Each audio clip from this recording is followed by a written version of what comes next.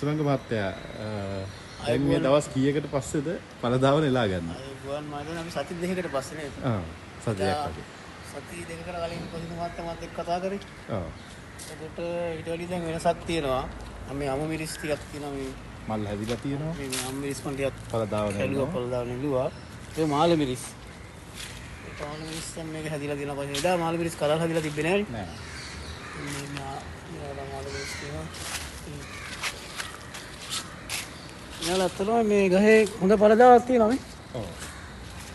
සාමාන්‍යයෙන් අපි ගහ ගත්තාම මේ ගහේ හැටියට තියෙන හොඳ පළදාවක් තියෙනවා. මේවට පලිකෝද හානි මොනවා හරි වුණාද? ඒවට ප්‍රතිකර්ම මොනවත් කරන්න අවශ්‍ය වුණාද? ඒකට අර මේ කොළකඩෝවිම වගේ ආවා.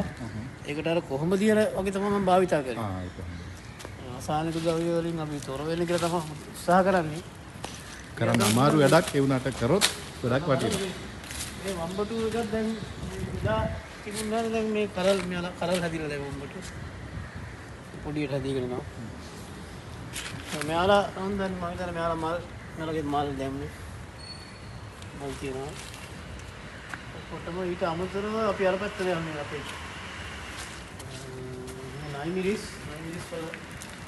වල මල් හැදෙමින් තාම මල් නැහැ ඒකේ.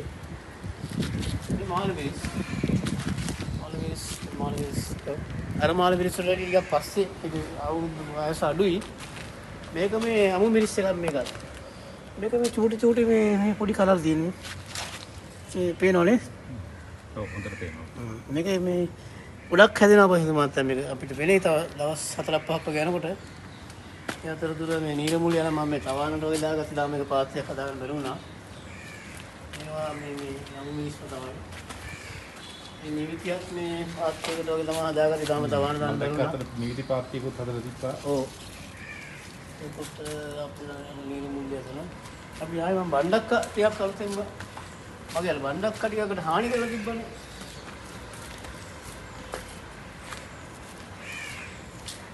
මේ තියෙන්නේ බණ්ඩක්ක වගාව.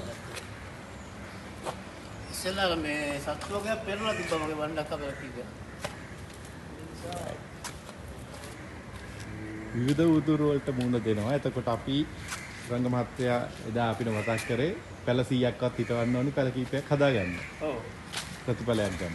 ගොඩක් දුර තමයි මේ බීජ හොඳයි.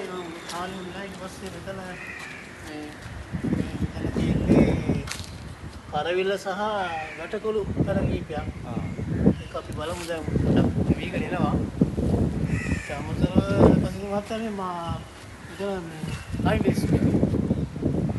නයිමිරිස් පොළවේ මිරිස් වගේ කවර වල නැතුව බලන්න. ඊපස්සේ මේ නිවිතිය මොනවද මං නිවිතිය මේ අංගඩිය අර පෑගෙන යනකොට යන්න කැමති නෑ මේ. නිවිතිය ටික දැන් පොඩ්ඩක් දවස් 4-5ක් යනකොට දළු දාගෙන එන හොඳට. මේ දවස් 3ක් 4ක් වගේ ගාම ටික ඉඳලා වැඩි දවසක් වුණේ නෑ. හරියට බණ්ඩක් අප්පලා ටිකක්.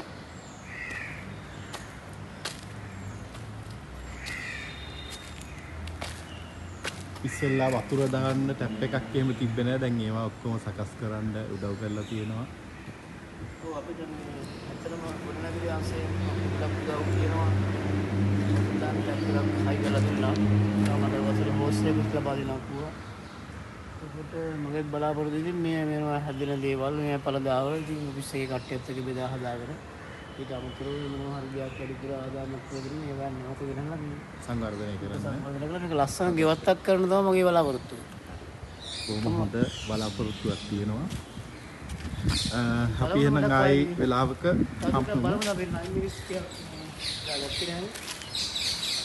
මෙයාලා දැන් අපිට පළදාව දෙනවා දැන් කියන්නේ හොඳ තත්ත්වයක ඉන්නා මේ නයිමිරිස්. මෙයාලා වෙළඳ පොලේ ගොඩක් වටිනවා මම හිතන්නේ කිලෝ එකක් රුපියල් 3000ට වැඩි. ඔව්. මේ කොළවලට මේ වෙලා තියෙන මේකට මොකක්ද කියන්නේ? ඒක අර අවුව දවස්වල අවුවට පිච්චිලා ඔක. ඔව්. දැන් ඒක මේ දැන් ගොඩක් දුරට අඩුයි. මේ මෙයාලා වෙළඳ පොලේ ඇත්තටම රුපියල් 3000ට වැඩි කිලෝ එකක්. ඔව්. මේ මෙයාලා මේ වෙනවා මේකත් එහෙමයි. මෙයාලා අපිට පළදාව දෙන ගොඩක් මේ දැන් හොඳයි මේ කියන්නේ. සාමාන්‍යයෙන් දැක්කම හිතා ගන්න පුළුවන් ඉතින් මේ පැලේ හැටියට ඉතින් සාමාන්‍යයෙන් යම් මිරිස් මේක දැන් අම්මා මිරිස් ගහ බැලුවාම අර කරල් තියනවනේ වැඩි ප්‍රමාණයක් නේද පේනවනේ. ඒ ලොකු මාංශයක් වෙලා නැහැ. එහෙනම් සුරංග මහත්තයා වර්ෂාවක් පැමිණෙනවා. එහෙනම් අපි අදට මෙතනින් සමුගමු. හොඳයි බොහොම ස්තුතියි අපි නැවතත් පතේකින් තලා හම්බෙලා කතා කරමු. හරි බොහොම ස්තුතියි.